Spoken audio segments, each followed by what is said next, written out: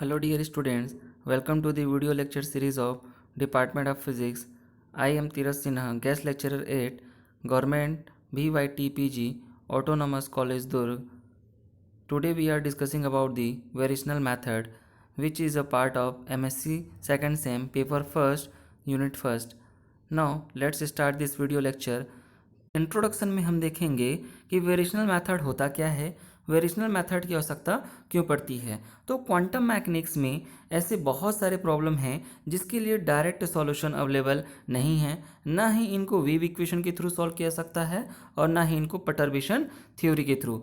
Helium atom एक ऐसा ही system है जिसके लिए कोई डायरेक्ट मेथड या कोई इक्वेशन वेव इक्वेशन नहीं है जिससे इसको सॉल्व किया जा सके, और ना ही परटर्बेशन थ्योरी इसके लिए सेटिस्फैक्ट्री साबित हुआ, क्योंकि हमने देखा कि जो फर्स्ट ऑर्डर अप्रॉक्सीमेशन होता है परटर्बेशन का वो एक्यूरेट वैल्यू नहीं देता है। तो हमने इसको हायर ऑर्डर टर्म पे जब चेक किया तो और भी इस वैल्यू में डिफरेंस आने लग गए।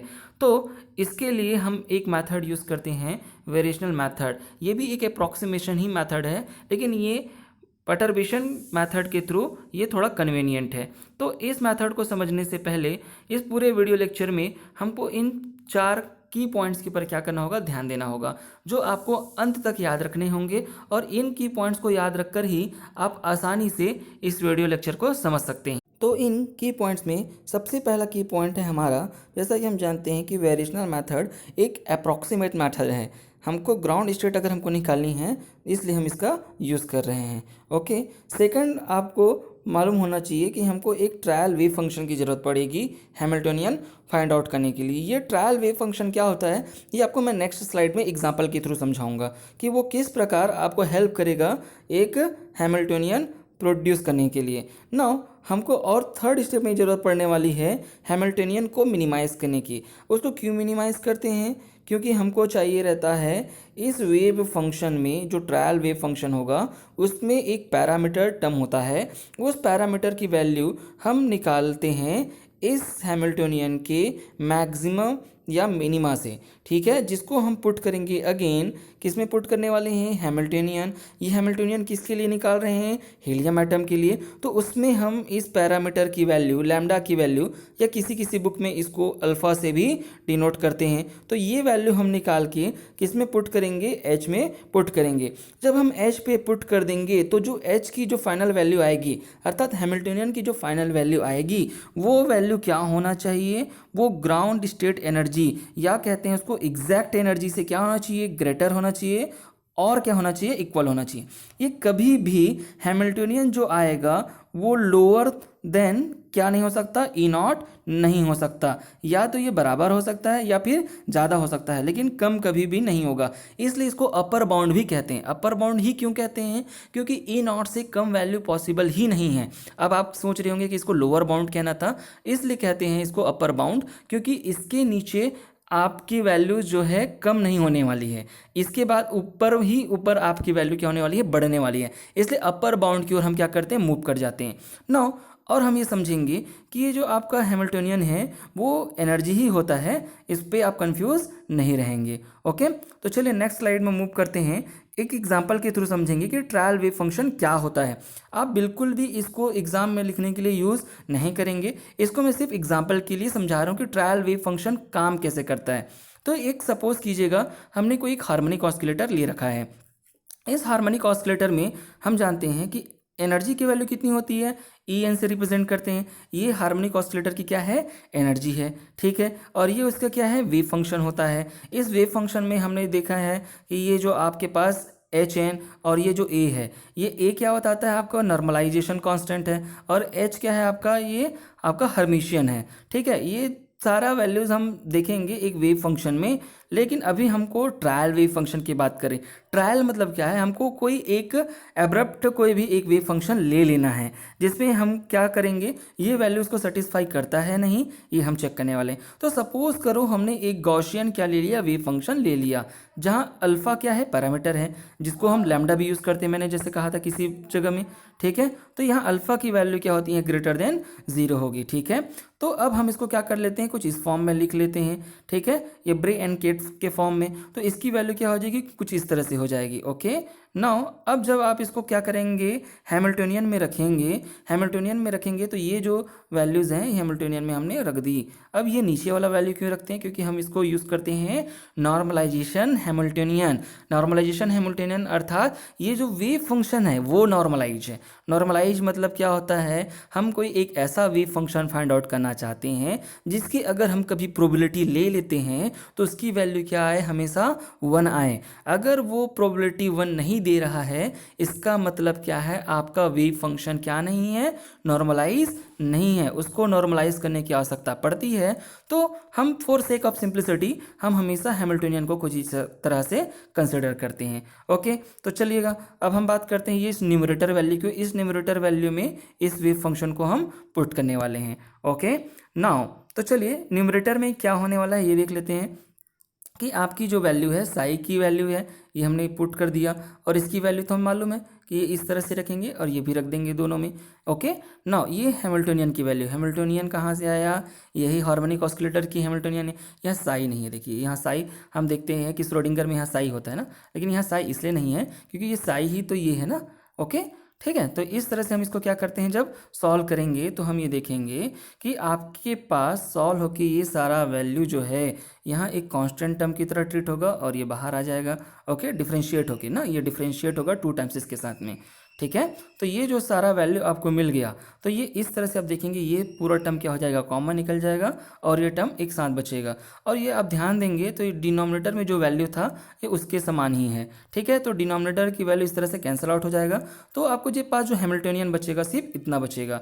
अब हमको क्या करना है, फोर्थ स्टेप आपको याद होगा, फोर्थ स्टेप में क्या करते हैं हम लोग, मिनिमाइज करते हैं। तो मिनिमाइज करने के लिए पैरामीटर के रिस्पेक्ट में, जैसे मैंने वहाँ लैम्डा लिखा था, वहाँ पैरामीटर क्या है, अल्फा है, तो अल्फा के रिस्पेक्ट में हम हैमिल्टोनियन को क्या करेंगे, डिफरेंशिएट करेंगे, जिससे हमको पैरामीटर की वैल्यू निकल के आएगी। तो ये पैरामीटर की वैल्यू हम क्या करेंगे, वापस कहाँ सब्स्टिट्यूट करेंगे, हैमिल्टोनियन में। तो ये हैमिल्टोनियन की क्या दे रहा है, वैल्यू दे रहा है। तो ये क्या है, हाफ एच कट ओमेगा, ये किसके बराबर होता है, ये आप ध्यान से अगर आप देखें तो जब यहाँ क्या करते हैं, जब हार्मोनिक ऑस्किलेटर की जो एनर्जी है वहाँ n बराबर क्या पुट करते हैं, 0 पुट करते हैं, जो ग्राउंड स्टेट की एनर्जी होती है या जिसको 0 पॉइंट एनर्जी भी कहते हैं, वो वैल्यू आपको E0 की मिलती है। अर्थात ये वेव फंक्शन जो इस फॉर्मूले के थ्रू मिलने वाला था वो इस वेव फंक्शन से भी प्रूव हुआ, तो इसलिए इसको कहते हैं ट्रायल वेव फंक्शन। अब ट्रायल वेव फंक्शन लेना भी एक समझदारी वाली बात है कि हम इस वैल्यू को कैसे प्रॉपर सेलेक्ट करें कि ये वैल्यू आपको एक्यूरेट एनर्जी की वैल्यू दे सके। ओके, नाउ तो हम ये देखेंगे कि ये जो आपका ट्रायल वेव फंक्शन है ये तो ग्राउंड स्टेट के लिए था। अगर बाय द वे आप फर्स्ट एक्साइटेड स्टेट की बात करें, ये फर्स्ट एक्साइटेड स्टेट में ये वेव फंक्शन क्या हो सकता है, तो जैसा कि हमको मालूम है हमेशा देखेंगे कि 0, 2, 4 ये सब कैसे होंगे, इवन स्टेट होंगे, और वैसे ही 1, 3, 5 ये सब क्या होने वाले, ऑड स्टेट। तो ऑड स्टेट के लिए वेव फंक्शन में क्या मल्टीप्लाई कर देंगे आप, x मल्टीप्लाई कर देंगे फर्स्ट के लिए, अगर थर्ड के लिए होगा तो x का क्यूब हो जाएगा, और वही फिफ्थ स्टेट होगा तो x टू द पावर क्या हो जाएगा, 5 हो जाएगा। और जब आप वेव फंक्शन चूज करते हैं, अगर होगा वो इवन का n इज इक्वल टू 2 के लिए, तो यहाँ क्या मल्टीप्लाई कर लेना, एक्स स्क्वायर मल्टीप्लाई कर लेना इसमें। ओके, तो इस तरह से हम ट्रायल वेव फंक्शन क्या करते हैं, चूज करते हैं। ओके, आई होप आपको ये ट्रायल वेव फंक्शन समझ में आया होगा। तो चलिए अब हम यहाँ से बात करते हैं कि इस वेव जो वेरिएशनल मैथड है उसको समझने के लिए क्या क्या पॉइंट्स आपको जरूरी होने वाली हैं। ठीक है, तो हम क्या कहते हैं, this theorem is approximate method, जिसके लिए हमको एक साई भी जरूरत पड़ने वाली है, और जहाँ एग्जैक्ट ग्राउंड स्टेट एनर्जी हम फाइंड आउट करने वाले हैं। और ये कुछ इस तरह से हम लोग फाइंड आउट करेंगे, जहाँ आप इसको ए लिखें या एच लिखें, जिसकी वैल्यू किसके बराबर होना चाहिए, एक ग्रेटर देन होना चाहिए A0 के। ठीक है, तो चलिए और नेक्स्ट स्लाइड मूव कर जाते हैं। तो अब हम एग्ज़ाम के पॉइंट ऑफ व्यू से बात करते हैं कि हमको एग्ज़ाम में लिखना भी होता है, तो यहाँ से हम लोग देखते हैं कि कैसे इन चीज़ों को बढ़ा सकते हैं। तो सबसे पहले ये देखते हैं कि जो एक्सपेक्टेशन वैल्यू ऑफ एनर्जी जो होता है normalize state is given by this, यहाँ इसको हमने अभी नॉर्मलाइज नहीं किया है, ये हालांकि हमने यहाँ लिखा हुआ है नॉर्मलाइज स्टेट, लेकिन फिर भी ध्यान देने वाली बात है ये नॉर्मलाइज नहीं है। मैंने पहले भी दिखाया आपको नॉर्मलाइज होता है, तो इसके डिनोमिनेटर में भी हम कुछ इस तरह से वेव फंक्शन लगाते हैं। ठीक है, नाउ तो अभी फिलहाल ये नॉर्मलाइज नहीं है। अब हम क्या देखते हैं, if we choose wave function psi is a variable function, variable function है, इसके मतलब इसमें कुछ पैरामीटर्स आ सकते हैं। तो एक वेव फंक्शन जो होता है मल्टीपल्स पैरामीटर के ऊपर डिपेंड कर सकता है, ठीक है, ये भी ध्यान रखेंगे आप। नाउ अब देखते हैं कि ये जो साई है इसका साई नॉट जो होगा ये ग्राउंड स्टेट का वेव फंक्शन होने वाला है, ठीक है, ये ग्राउंड स्टेट का क्या होगा, वेव फंक्शन होगा जो लोएस्ट स्टेट होगा, ठीक है, और लोएस्ट स्टेट है तो इसकी एनर्जी क्या होने वाली है, ये कुछ इस तरह से, ठीक है, ये जो हमको पहले भी मालूम है, ठीक है। तो इस स्लाइड में तो हमने कुछ प्रीवियस बातें ही करी, इसमें कुछ नया कुछ नहीं था।